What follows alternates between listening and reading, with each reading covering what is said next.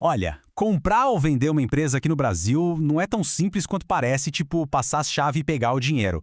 Existe todo um processo jurídico por trás, com um nome específico, trespasse.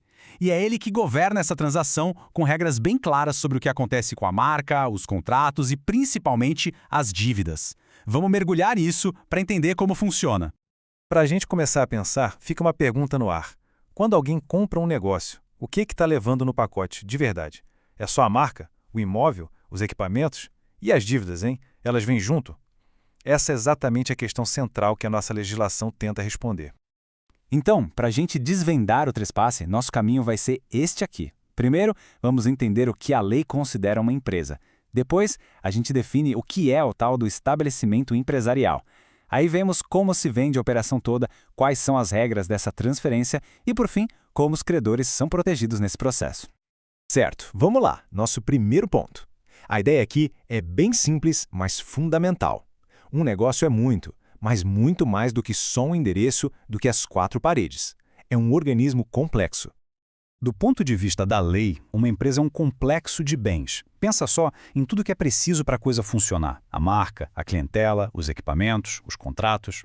É justamente essa visão de conjunto que nos leva direto para o próximo conceito, que é a base de tudo que a gente vai conversar. E chegamos no termo-chave de hoje, estabelecimento empresarial. Uma boa forma de pensar nisso é como se fosse a caixa de ferramentas completa e organizadinha que faz o negócio girar.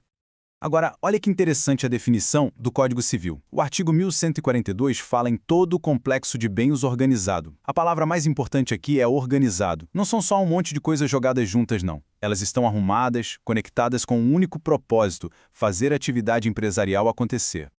E aqui, pessoal, é muito importante não confundir as coisas, tá? O estabelecimento não é necessariamente o local físico. O prédio pode muito bem ser alugado, por exemplo, e mais crucial ainda, vender o estabelecimento não é a mesma coisa que vender as cotas sociais da empresa. Vender as cotas é transferir a propriedade da sociedade.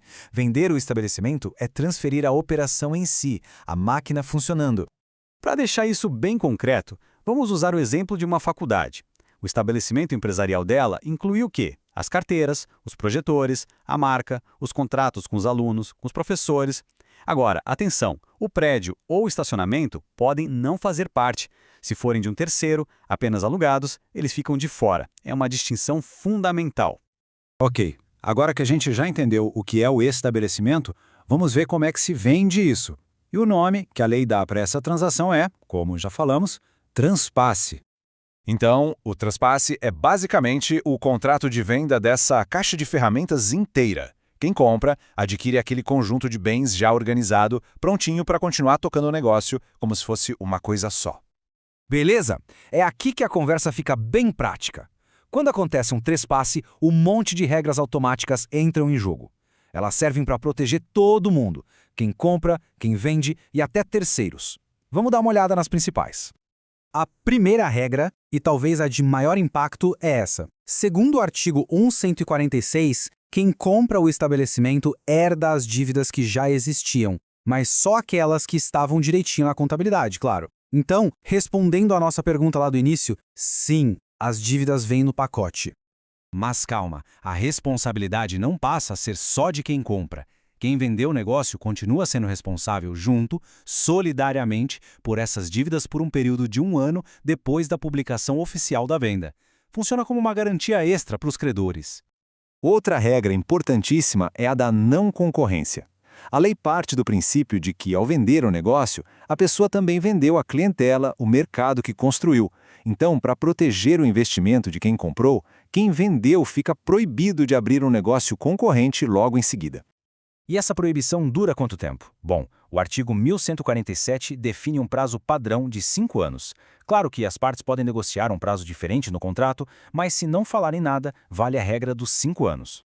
Para garantir que o negócio não pare de funcionar, a lei também determina que os contratos importantes para a operação, tipo com fornecedores ou de aluguel de máquinas, são transferidos automaticamente para o novo dono. A ideia é manter a continuidade, sem interrupções.